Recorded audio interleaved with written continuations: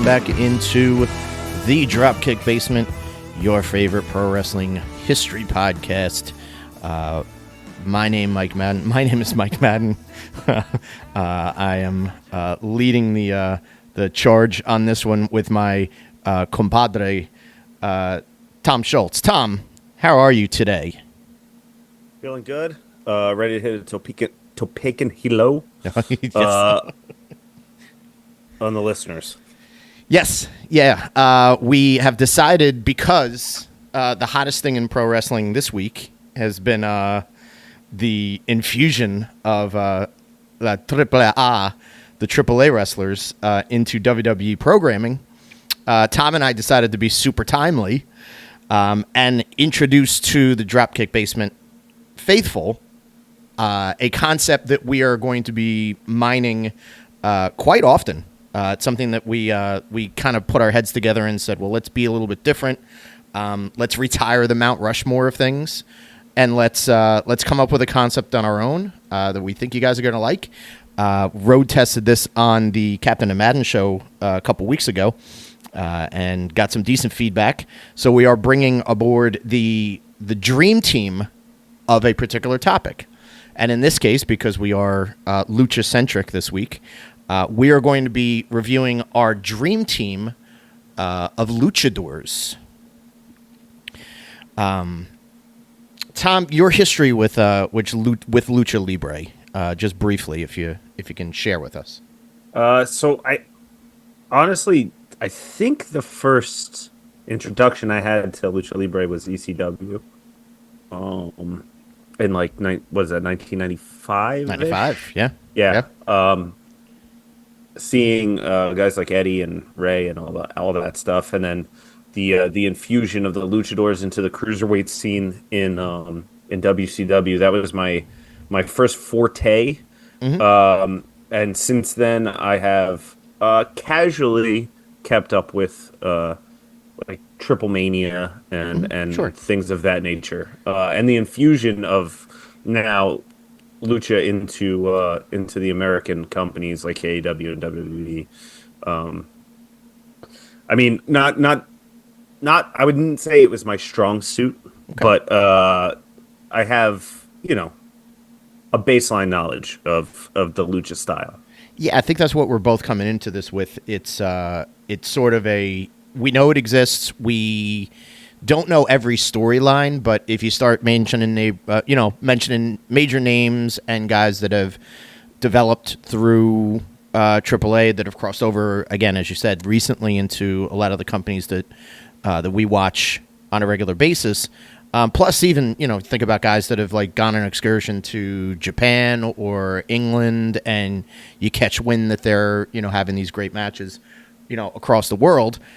It kind of it allows you to sort of like just taste test and sample what the Mexican scene has grown, and obviously you the listeners are going to hear a lot of household names, a lot of guys that you've seen on your TV primarily through the major companies, and we hope to give a little bit of context as to why they are as important as they are presented, not only in our eyes but also in in the world's point of view, because it's very interesting. Like you mentioned WCW, and they had their breakout stars and they had their guys that were given major storylines, but I mean, at some point, because of their working agreement with AAA, they probably had about like 15 or 20 like luchadors under contract. Oh yeah, 100%. It was a lot of guys to keep up with, and a lot of guys that like maybe did one-offs or two-off appearances that you were like, wow, I really want to like check this guy out more. And the old tape trader in me, I had a video of When Worlds Collide, which was a co-branded pay-per-view between AAA, IWC, and the WCW. Some of the lower-level WCW guys at the time, produced by WCW.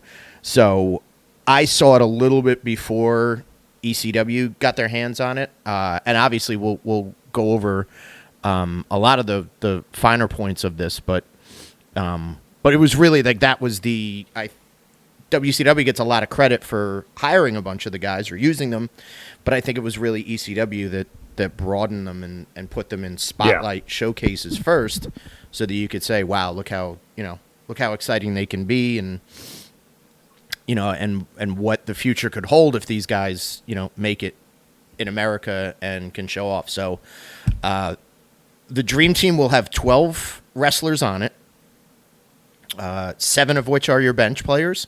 And then we will talk more in depth about the starting 5 once we get to the starting 5. And obviously we will have a team captain at the end of that. So let's inbound the ball here. We're going to do a lot of metaphors. We're doing a basketball metaphor. We're doing Mexican wrestling metaphors.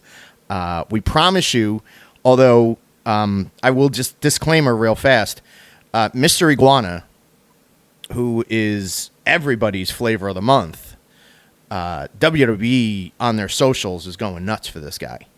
Yes. Mr. Iguana did not make the Dream Team. He did not, and if I'm not mistaken, I think Mr. Iguana was a part of an old episode in the archives of the Tournament of Gimmicks. He should have been. I'm pretty sure he was. I think I mentioned him because I've seen Mr. Iguana in action at a certain canceled wrestlers wee wee party in 2019. Mr. Iguana, it was actually a multi-man.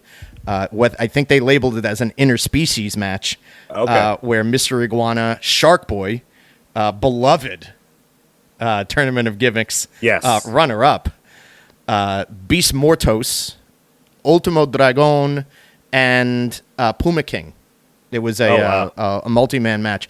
I believe at between matches, I did go over to say hi and to do a little bit of shtick with Shark Boy, and I did get a chance to see Mr. Iguana, and I shook his hand and I said, "Good stuff in there." So I was on the cusp of Mr. Iguana. Yeah. You're early on. I was an early supporter 6 years ago. Iguana Mania had already been in my brain, so.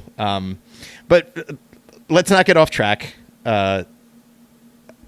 Let's get back to the action, and we're going to start off the number 12 guy that is on our Lucha Libre. And yeah, you guys are going to roast me in the comments section. Yep, I encourage 100%. It completely. I have been pronouncing these names and practicing pronouncing names all afternoon, so I am super excited. The number 12 guy on our countdown, on our team, so to speak, Mil Mascaras.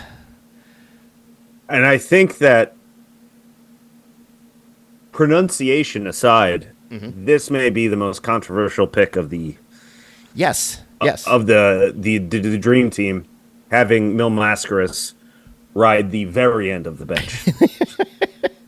Well, and I think a lot of it comes from a tainted point of view of people inside the industry, and also like seeing kind of dead end matches with Mascaras towards the end of his career. A lot of people didn't get along with him.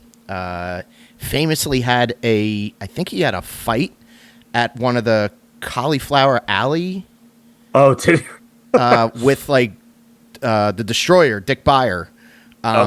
Both like masked guys who had like wrestled in Mexico and Japan decades ago, and they still had like real heat, or they were like working the boys or whatever at Cauliflower. But Mascaras kind of has a reputation like he's a bit of a he's a prima donna, no jobs, no bumps, no wanted to really work soft with Cactus Jack, and Jack's, what was that, a Clash of Champions? Yes, in 90. Yeah. And Jack is like dropping himself on his back and his head, and of course, like I think it's Jim Ross and Kevin Cornette. Sullivan.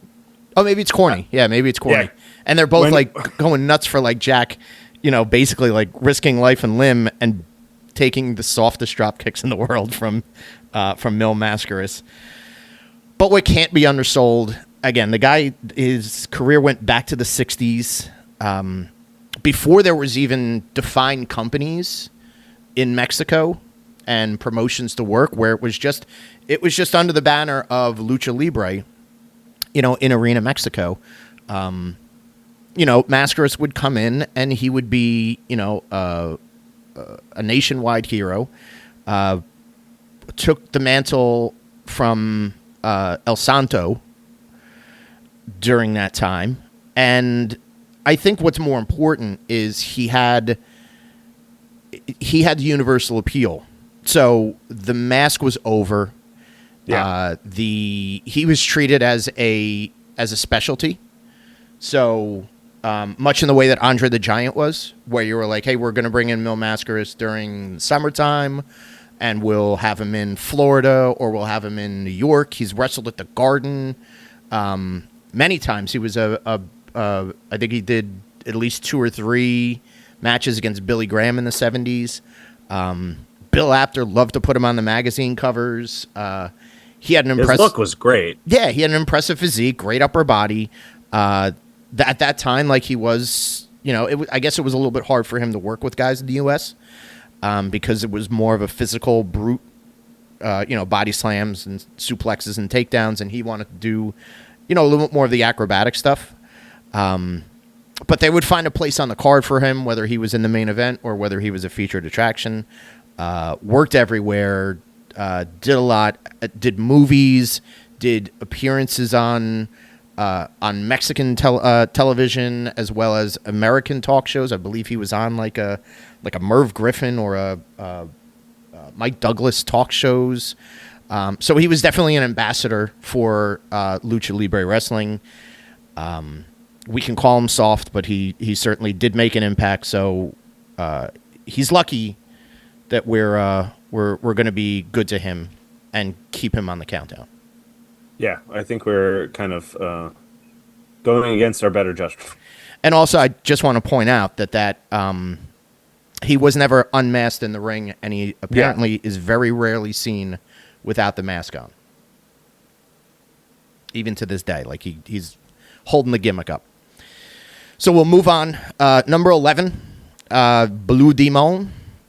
And you've got a few notes for Blue Demon, don't you, Tom? Yeah, so, I mean, like, one of the more iconic and, like, I would say, like, pillars of Lucha Libre. Mm-hmm. Not someone that I'm, like, terribly familiar with when it comes to, like, their in-ring style or their in-ring work, being that he retired the year I was born. So what a shame. Somebody should have told him. But I mean, like, so one of the first action figures I got was at like CVS or something, and it's just one of those like generic. Yeah, it's not like branded to anything, and it's a Blue Demon action figure. That's great. Because it's just blue trunks, silver trim. Like, yeah, if you know anyone who buys like a random lucha mask, it's most likely you've seen the Blue Demon. It could be, yeah. It definitely could be modeled after Blue Demon's mask because it's got an iconic look to it. It's basic. So yes, I'm sure as we get on with this, there'll be a lot more guys we could talk about how elaborate their masks are. But Demon definitely, like, and that's the one thing that I kind of remember is that the mask, it's not flashy, but it's the type of thing like if you showed a non-wrestling fan that picture, they would say, "Oh, that's a wrestler."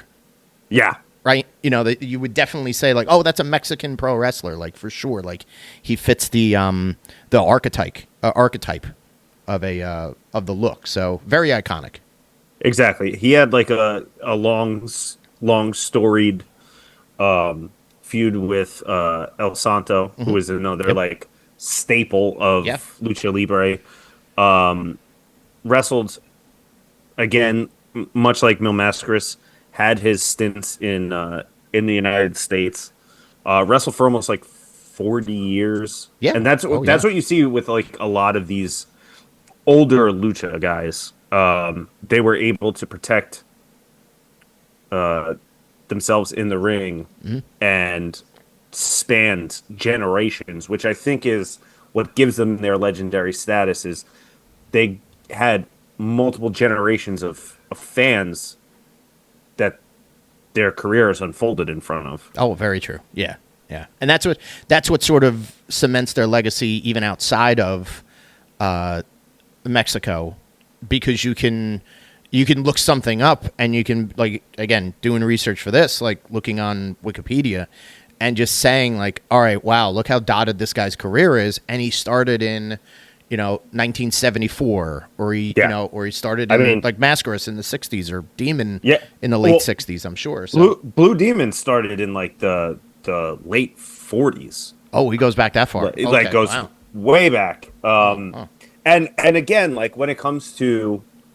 a lot of these elder statesmen in the Lucha Libre game, they have the gimmick that follows them. The Hijo del. Yes. Blue Demon Jr.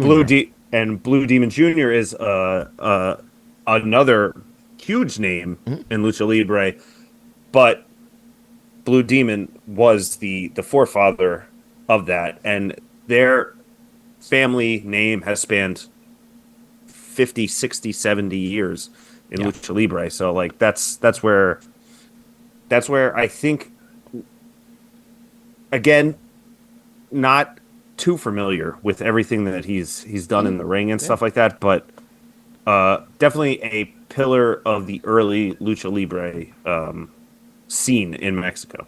For sure. So moving on to number 10, we've got Pero Aguayo,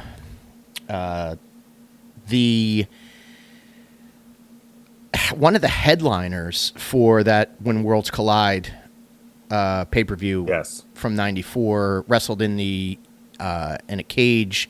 I think he was putting his career up against Conan, and a guy like when I think of him, and certainly he's not as imposing and big and frightening as Brody, but he's got a Brody presence about him. Absolutely. In his style, like he was always a brawler. He was always, he wore the fur boots, and he did a lot of like, the crowd taunts, and worked magnificent heel, and also like could be a beloved babyface when the time was right. Certainly like a very unique when it came to that presentation, because when you think of lucha, obviously your brain goes, hey, you got to have high flyers, you got to have guys that are, going to at least come off the top, or they're going to have like crazy submissions. Paraguayo, I think, had like a power slam was his finish. It wasn't, nothing was flashy, but it was physical, and he could get after it, and he could rile a crowd up pretty well, from any of the footage that I've seen from Peto.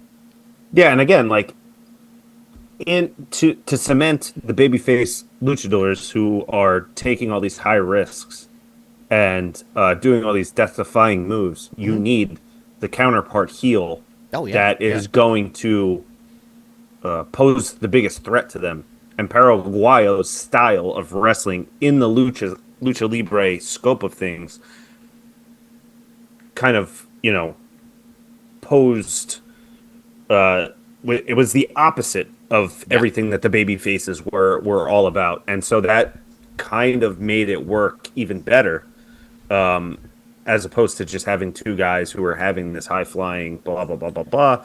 He's gonna come in, he's gonna bloody you up, he's gonna tear at masks, beat you down, He although like I will stop us here and make sure that we're not using too many U.S. terms. Rudos for heels and technicos.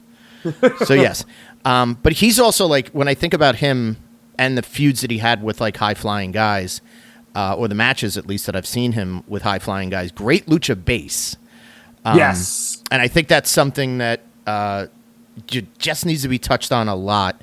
Is that when you talk about like the history of lucha, and I would point this more towards the guys that had longer careers, they end up being guys that could help get over the high flying and set up some of the high flyers and the death defying moves that they could do. You need a good base, whether they're a Rudo or a Technico.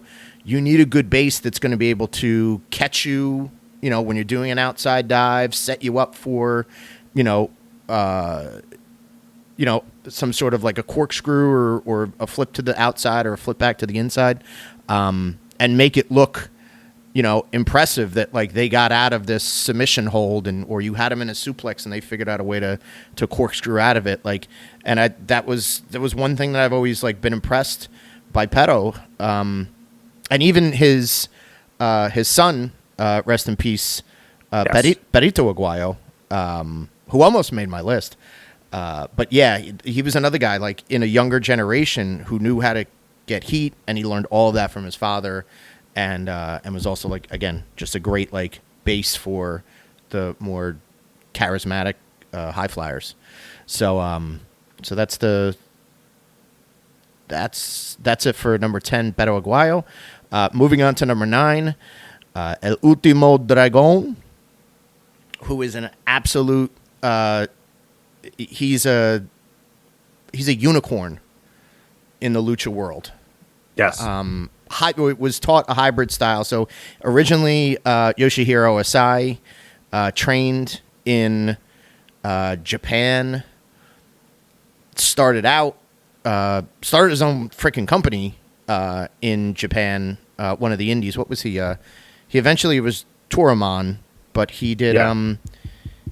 Was he part of War?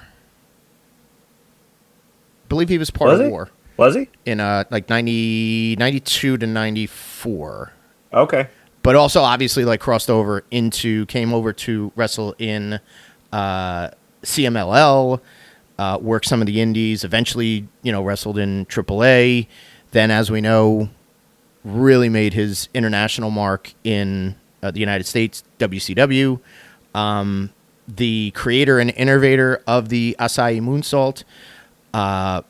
Just, I think, pound for pound, one of the most influential guys through the history, especially the last like 25 years of pro wrestling, where you do see this hybrid style of, a little bit of American wrestling mixed with Japanese, kicking, striking, submission, and then you have the out of this world high flying lucha style. So he could do it all. Managed by Sonny Ono, for the most part in his WCW career. There is that famous picture. I mean, there's a few of them that had the famous picture where they were winning all of the international belts. Oh yeah, there's like 13 titles. Yeah, Ultimo had like the I think he had the King picture where he had like, I think he was up to 13 or 15 after beating Sasuke for a bunch of those. But yeah, like he's hard to beat. And he had to be, in my opinion, he had to be on this dream team because dude's coming off the bench if we need him to come off the bench. Because he could be in the conversation. Although it wasn't as long of a career, dealt with a lot of injuries and, travel issues and, just a desire to be back in Japan more often than not. But for the flashes that he was in the U.S. and in and around the international scene, one of the most phenomenal workers of the 90s. Absolutely, and I think maybe his ties to lucha may get overlooked a bit because of the Japanese heritage that he has, and it's not the typical luchador. Like appearance-wise, yes, yeah, but he was also an extremely technical wrestler, and I think that maybe his high flying influences and his lucha style gets overlooked a little bit because of how well rounded of a wrestler he was. Mm-hmm. Yeah, no, that makes sense. I think, and this is, you're thinking of his peak, which would have been probably 97, 98. Yeah, and you think about like, all right, well, Rey Mysterio's in the United States at that time. Jushin Liger is coming into WCW like every 6 or 8 months and there's a lot of like, you can basically say like Ultimo Dragon's in the center between what Liger was doing in the light heavyweight division for New Japan and what Rey Mysterio was bringing in to the cruiserweight division from being time as a light heavyweight champion and a welterweight champion for AAA. So like they met in the middle, and they had Ultimo Dragon to work off of. I mentioned it before with Pero. I think Ultimo is also another guy that's very underrated when it comes to being a base. You know, I can vividly remember a lot of those like those opening matches on WCW pay-per-views, and here he is up against Ray or Hoovy or even Dean Malenko, and he's got guys that don't have a problem getting off their feet, and he, whether it's through a submission hold or whether it's through just cooperation, is easy to catch them and get them going where they need to go onto their next set of moves. And I think that comes with, you know, his being a trainer. Pretty much like from the beginning of his career, he was a trainer, but also like his time in Mexico, like learning the style and being able to say, all right, I can be up to speed with the rest of these guys, whether we speak the language or not. We're going to be able to communicate in the ring and do that. So kudos to him. Moving along, we do have the, I think the most known, the god of Lucha Libre is next. I would say he's like the ultimate luchador. He's El Santo. He's El Santo. And he's the legend. He's the one that started it all for the most part. Yes, there was wrestling in Mexico. But he's the iconic mask, he's the silver mask. Movies, TV, comic books. There's statues in Mexico of El Santo. There's there's freaking songs written about him. Like he basically, like, if there's a Babe Ruth of Lucha Libre, I'm not even going to compare him to anybody else in wrestling. I'm not going to say, oh, he's the Ric Flair of Mexico or he's the Hulk Hogan of Mexico. El Santo, he did it all. He started it. Yeah. He when it comes, you can argue that like when it comes to wrestling, the American audience that compares international talent to, let's say, Ric Flair or Hulk Hogan. I mean, Santo was wrestling 30 years before Ric Flair or Hulk Hogan even thought about it. Even started. Exactly. And so really, Hulk Hogan's the El Santo of America. It's true, but when you talk about guys who transcend the sport in that way, I think that's where it's tough, because if you're looking at North America, right? Mexico's in North America still. Yes. You know, you're going to have pillars, but there's always like this argument of like, well, who's the greatest? And yeah, I think modern times would say that there's other guys, and they'll be on our list that would qualify as the greatest. But even if the greatest says, yeah, like I get that, I understand that, they will always point to the person that started it before them. And in this case, like, everybody would point their finger and say there is no lucha. There's no lucha style. There is no innovation. There is no sort of cultural equivalent to El Santo. No. I think he's on par with Ricky Dozan in Japan, where you don't have professional wrestling in Japan without Ricky Dozan. You do not have Lucha Libre in Mexico without El Santo. He was way before my time, and I just saw last night while I was doing research, I just saw about a 5-minute clip of him wrestling in a match. It was I believe it was an Arena Mexico match, or and it was something from, it wasn't even from like his heyday. I think it was from like the, maybe the 60s. Okay. But he's still with the head scissors, with the flying body presses, with the go behinds. He's still like lightning fast. And anytime I watch that archival footage and you watch that old footage, it's usually like, here's a guy that's just grinding it out.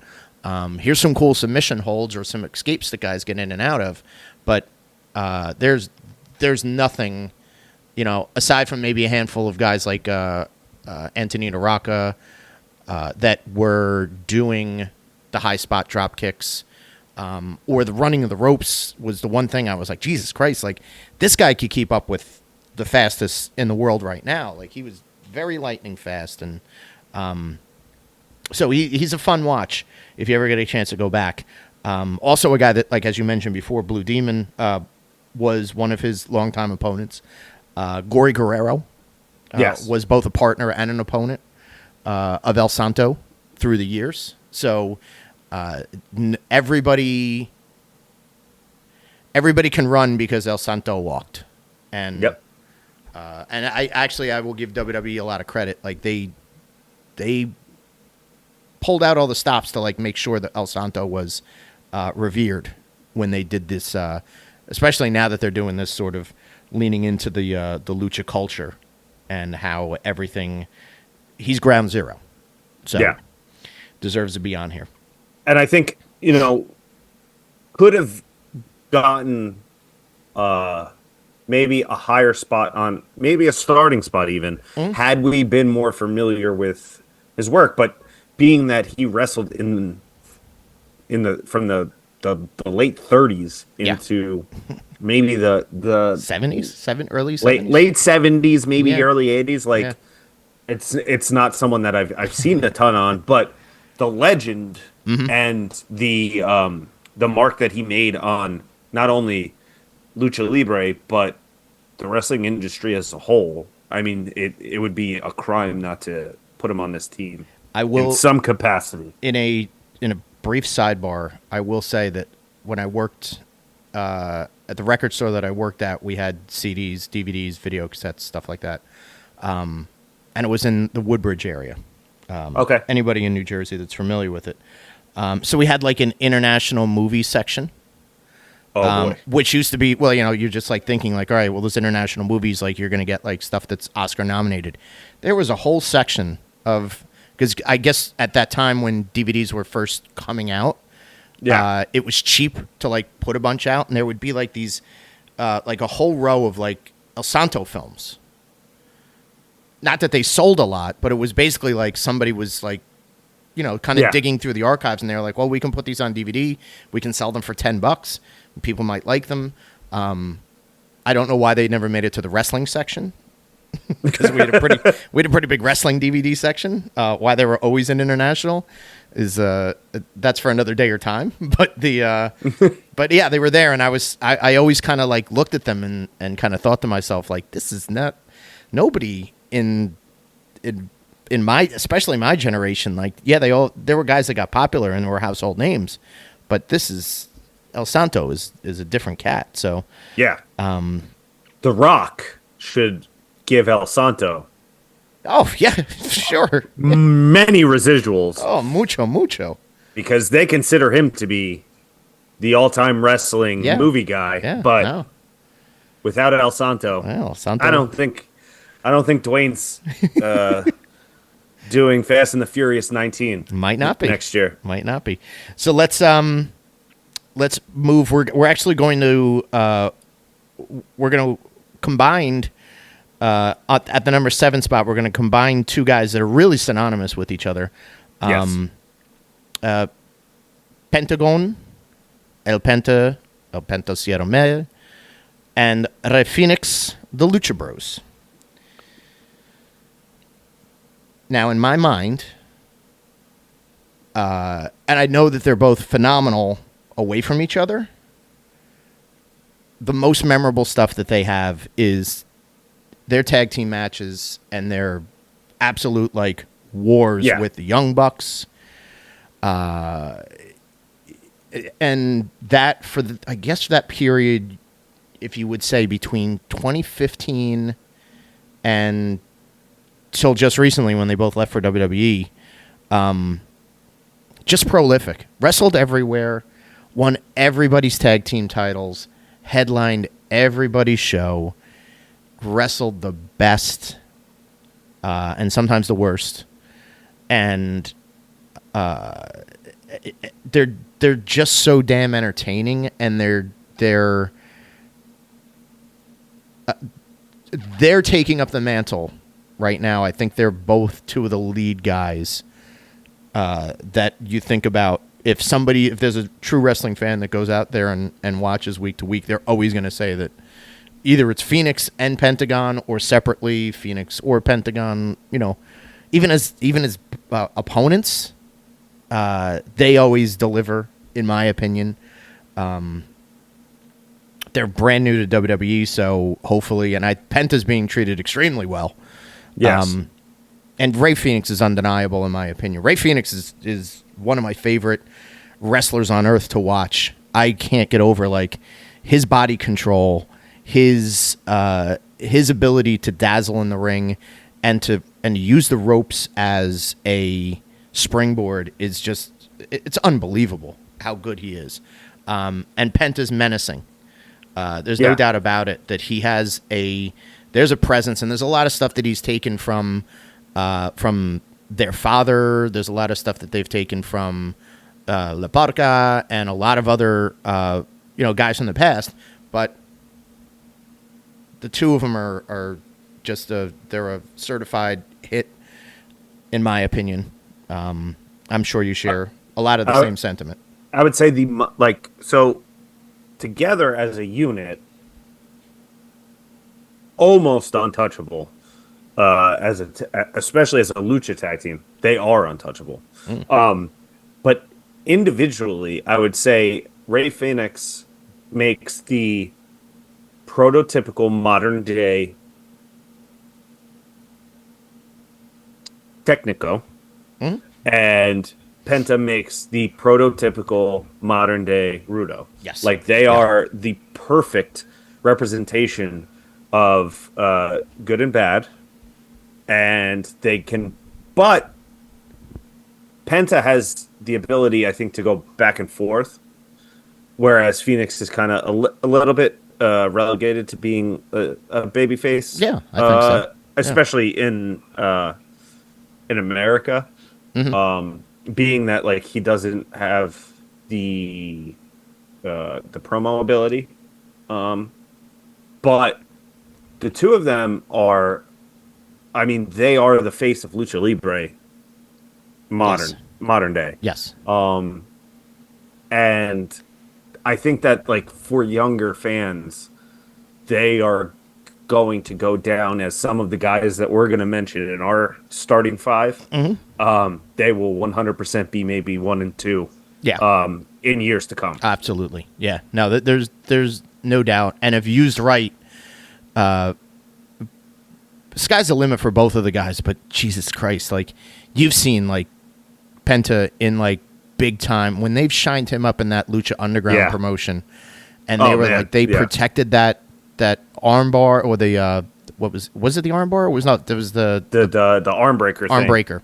Yeah. When you protect a move like that and you give it lore, that's a license to print money, and if he turns heel at any point in that company, and that's his go-to, on top of being able to stun the crowd with high flying and with sort of that menacing personality, he could be very special. And I root for them. I root for both of them. Extremely mucho as they would say.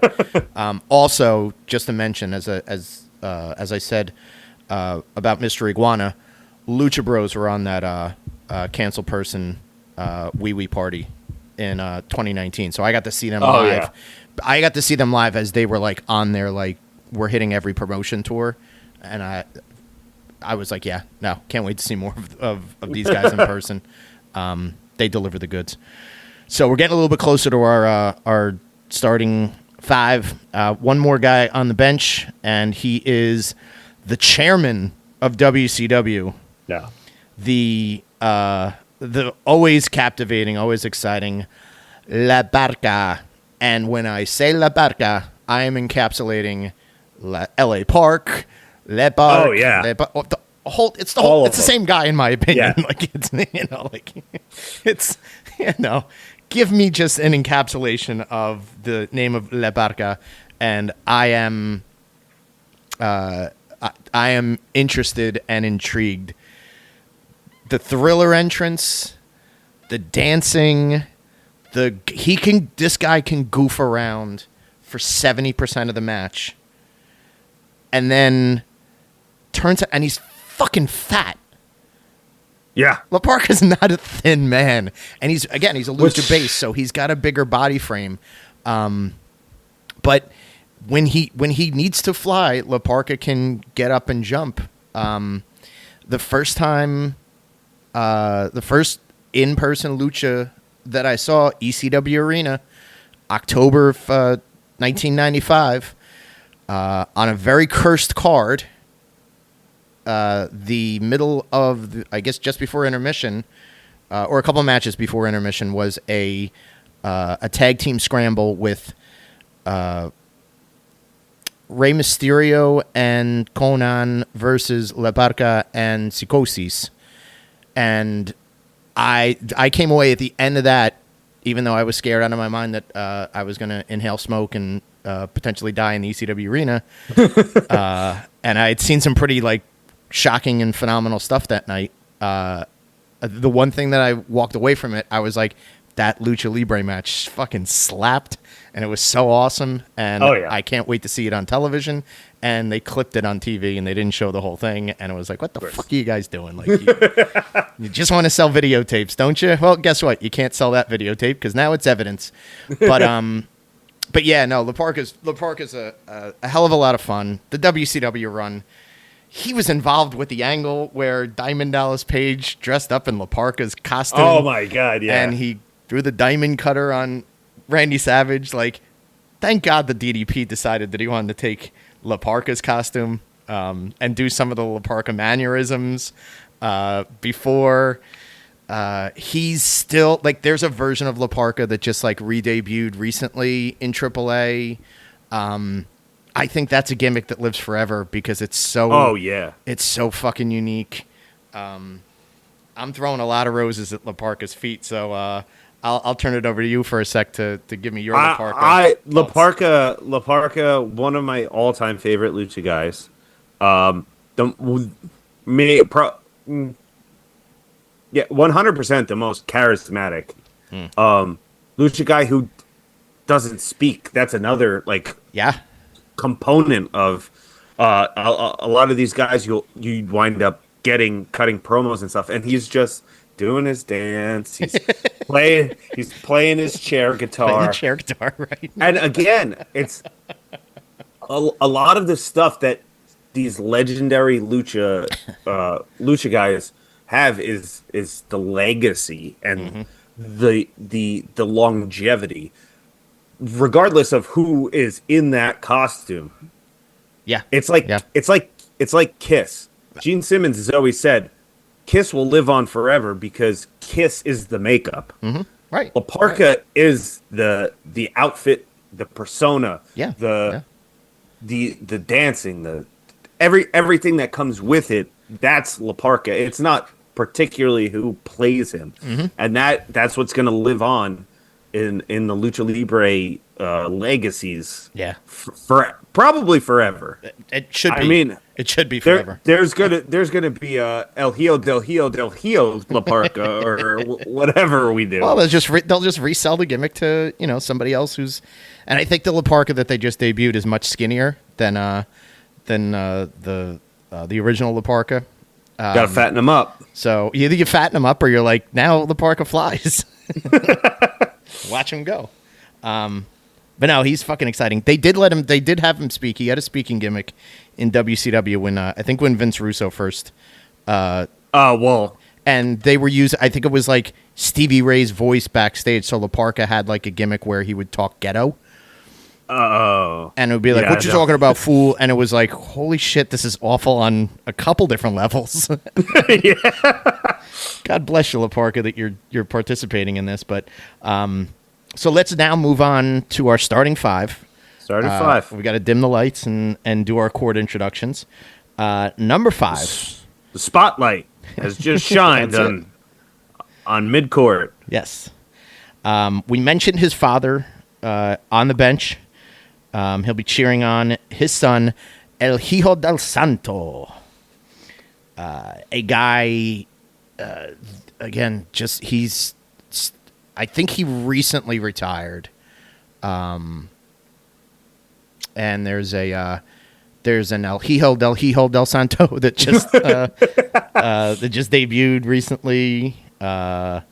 He's got one of those. He doesn't transcend his father by any means, but he's got one of those type of long careers that is tied to everybody that did anything important in Mexico over the last 40 years. Yeah. Has had, just like his father did, but I think it's a bigger conglomeration of guys.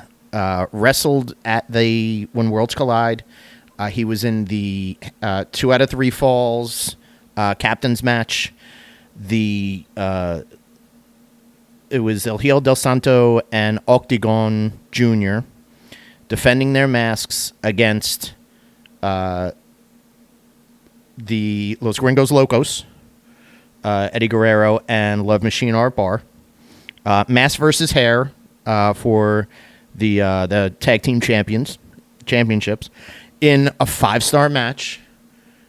An absolute clinic when it comes to Lucha Libre storytelling. You had the seconds at ringside. You had the 2 referees where you had the evil referee, Tirantes, and you had the babyface referee.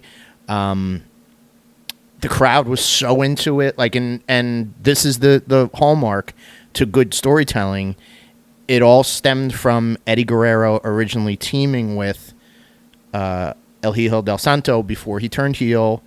And Eddie turned on him just like Gory Guerrero had turned on El Santo. So there were so many callbacks. There's a great video online that maybe I'll leave in the links to the comment section by, I believe it's either Joseph Monticello or it's Kim Justice. Or it might be somebody else, but it's one of those guys in those veins that does a deep dive into the history of a particular character, and he tells the story of Eddie Guerrero's heel turn in Mexico, and a phenomenal job, great footage, and El Hijo del Santo he's the cornerstone in that whole thing. Can never get the leg up on anybody in Los Gringos Locos or the stables or the sub-stables, and just in addition to that, a great high flyer, more of a high flyer than his father ever was, but also had a lot of his signature in-ring moves and mannerisms. The mask is almost identical. I think he had some sort of so it was mostly gray, but it had a little bit of gold trim to the mask. So you can see where there's a little bit of crossover and homage to El Santo. Did movies just like his father, did comic books, action figures, so had a lot of the same trajectory, but I think with a little bit more of the modern lucha take to it through his career. Yeah, it's again the legacy in Lucha Libre is a big part of it, and I think, like you said, more high fly. He's considered to be a better in-ring performer than his father was, and now that comes with the evolution of wrestling and where things went from the mid 60s to the 80s, 90s, and 2000s. But another guy that had a 40-ish year career, and did almost everything that his father did, and just carried on that legacy for another 40 years. So you're talking about almost 80 years between these two guys, and and just carrying that family name on for that long and being that relevant and a top guy for that extended period of time. It's crazy to be a draw, to have the Santo name be Yeah. a draw for nearly 80 years is That means a lot. Yeah, outrageous. it certainly means a lot, and it's a you know, again, now you got it. It's carrying on with his with the sons and The heel. the future generations. So you love to see it. So we're going to put him in our starting five. The next guy in our starting five, a huge draw in Mexico. Still one of the biggest draws at Arena Mexico every Friday when they run their shows. Místico. Now he's got a bit of a rough legacy when it comes to negotiating his name. And a lot of that had to do with how over he got. So he really hit his peak and his stride in the mid 2000s, and we've talked about this before. Like he's one of the biggest draws in Mexico for CMLL that they've ever had. And he's in the early days of YouTube, putting out like compilations of wrestlers' highlights. That's how I discovered Mystico. It was like, here's the top 25 moves of Mystico. And it's like, he almost looks like when he's really on pace and he's really hitting ropes and he's, he's doing a lot of the planches and outside to inside, dives and whatever it may be. He looks like a paper airplane. I think that's the easiest way to describe it, is that like he looks like somebody's throwing him. He's so aerodynamic. Yeah, exactly. And then, couple that with how he gets into the armbar, the Mystica, the La Mystica, I should say. He's fun to watch. He had that sojourn to WWE where he was Sin Cara because he did not want to. In his brain, he was like, I'm going to have a long career in WWE. The problem was they had nobody in there that could work his style. Like, yeah, you could like get a few guys that could work Lucha with a much smaller Rey Mysterio, but Mystico or Sin Cara was a little bit bigger, and there wasn't anybody that could kind of handle his. And they weren't really given. They left training wheels on the poor guy. I guess that's the best way to describe it. He didn't talk either. He was very, man with no face. So, maybe he was handcuffed. He was there for 4 or 5 years. Lost when he want to go back to Mexico. He lost the rights to the Mystico name because they had sold it out from under him. So he was Mestasis. He was Dralistico. But now, like in the last 5 years, he's gotten, he's gotten that set up so he can wrestle, and now he's with CMLL and on AEW television as the original Mystico. So yeah, like he will always in my brain.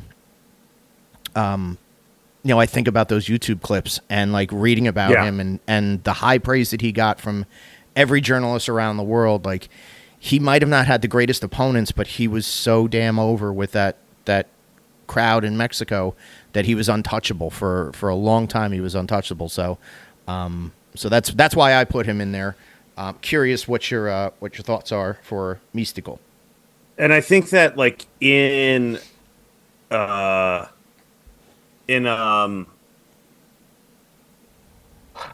time where Lucha Libre was kind of on the down trend. The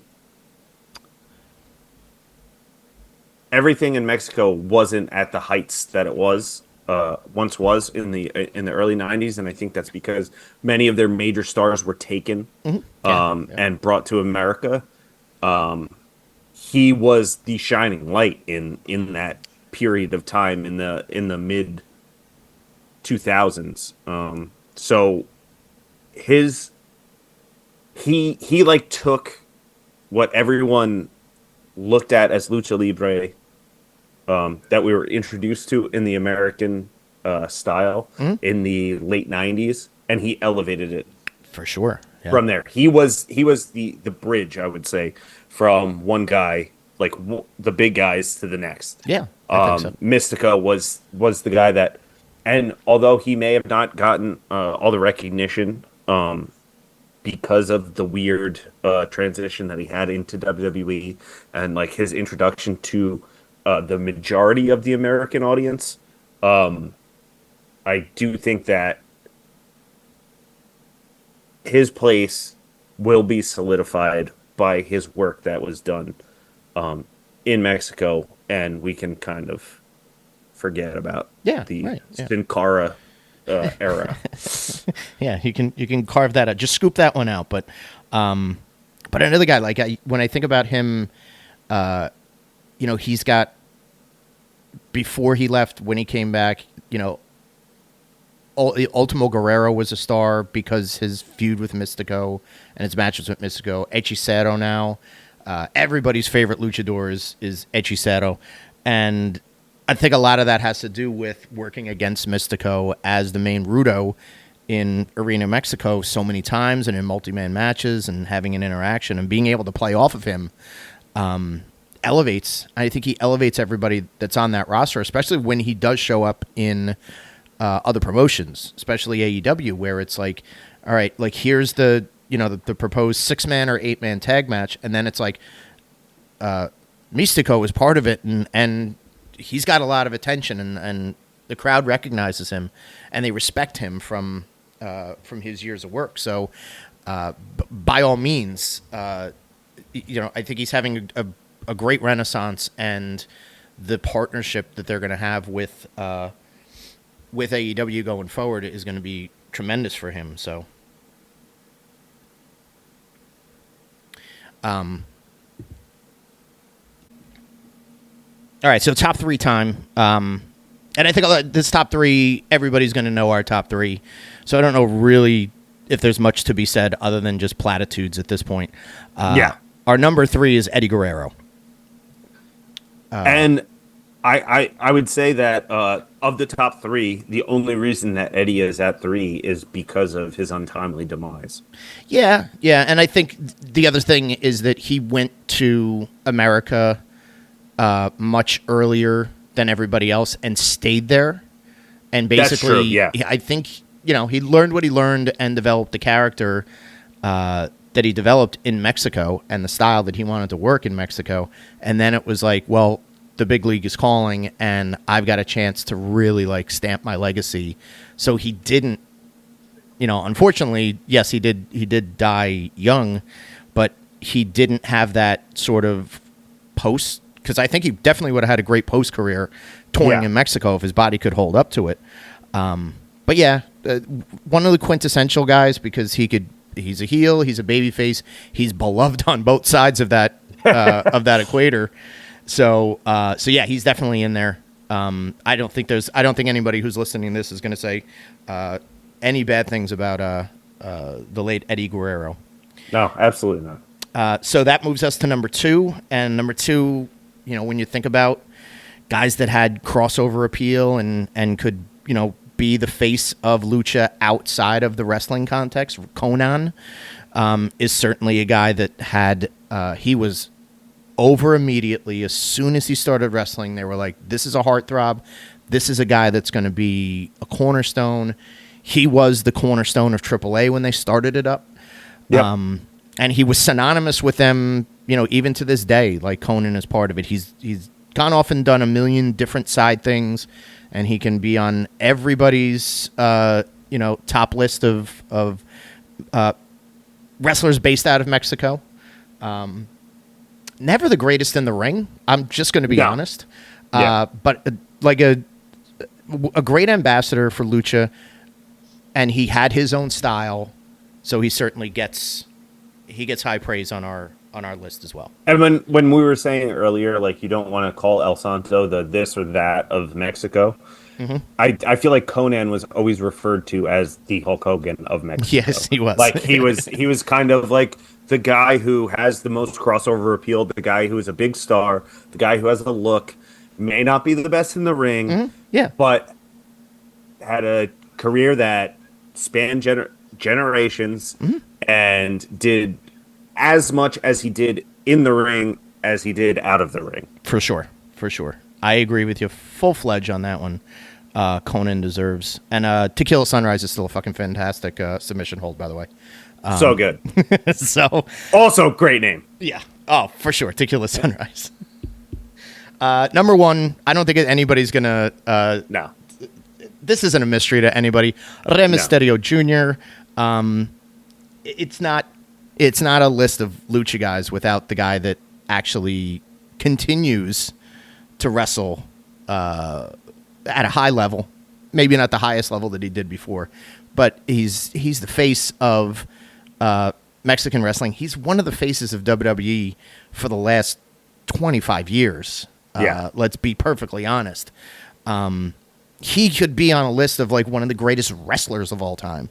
Yes. In ring, unmatched, the ultimate underdog. Never made sense to take the mask off him to begin with, but WCW, he sucked as a heel when they turned him heel, and he was part of the Filthy Animals, and but it never really worked because here's little Ray. He's got his young looking face. Yeah, he may have devil horns like affixed to his head, but like he still does the greatest moves in the wrestling business. Again, I go back to tape trading, and Rey Mysterio was on that when Worlds Collide. Yeah, it was him and Psychosis, and he was married to Psychosis for a good 4 or 5 year period where it was like that was the match, just like they did in the 2000s Indies. That would be the match that they would bring everywhere. It went to Japan. It went to ECW. It was in Mexico. It eventually made it to WCW. Like, it was marquee. It was exciting. It allowed ECW actually when Eddie Guerrero and Dean Malenko went to WCW. It allowed them to have, here's a nice replacement. The month after you guys are gone, we're going to start this 3-match series with the Lucha guys that we're bringing in, and they fit so well, and they adapted extremely well. Ray was able to cut promos, even though he was a little bit sheepish at the time. He still got involved, and then he had another set of matches with Hoovy. Yeah. And then again, why wouldn't WCW come calling at that point, and the big leagues come calling? And then I mean the programs he had over the years with Eddie and countless people. He was the Punk feud is phenomenal. Oh yeah. Oh, when Punk's singing "Happy Birthday" to his daughter. He's done so much that's transcended Lucha Libre.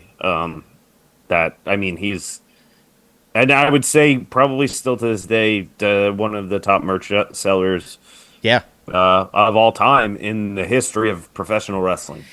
I had listed here, so AAA, ECW, WCW, WWE. I forget that he worked Lucha Underground for a little while. Yeah, a little bit. He was at the first All In. Him, Rey Fenix, and Bandito versus the Bucks and Kota Ibushi. That was the main event match. Wrestled in Japan. Wrestled everything but CMLL. Yeah. Always a Mexican independent and then AAA guy. So that's, again, when you think about Ray and you're like, did he ever work Arena Mexico? That's maybe when he does actually retire, maybe he does get a chance to, work there at least once. You'd love to see it. I do think his in-ring career is probably very much at its end. He's been at it for a long time and taken a lot of injuries, but he's a cornerstone. And I don't think you say Lucha Libre in the last 20 years without saying his name. So, 100%. So again, following the Lucha tradition, passing it on to the next generation, and his son is going to carry on his legacy. Yes, although he wants to look exactly like Eddie Guerrero and Art Barr, but his real father. So that's the captain of our team. I think it's a good dream team. I would certainly encourage our fans as they listen to drop in the comments section, wherever you see us on social or even on the podcast comment section, wherever you listen. Let us know if there's anybody that we missed, anybody that you think should be on this countdown, or future ideas for these dream teams. I think these dream teams are awesome. So we're we had a great time doing it, Tom. I hope you did. Yep. I hope Love you the format. just happy to endure my my Mexican pronunciations as well. Yes. And the accents I put on. Fantastic job. Yes. So we're gonna close out this week. We're gonna shelter here in the basement, and we hope you guys have a great night. For Tom, this is Mike, and we will see you guys at the matches. Stern, my 30-day chip catches my eye every time I pass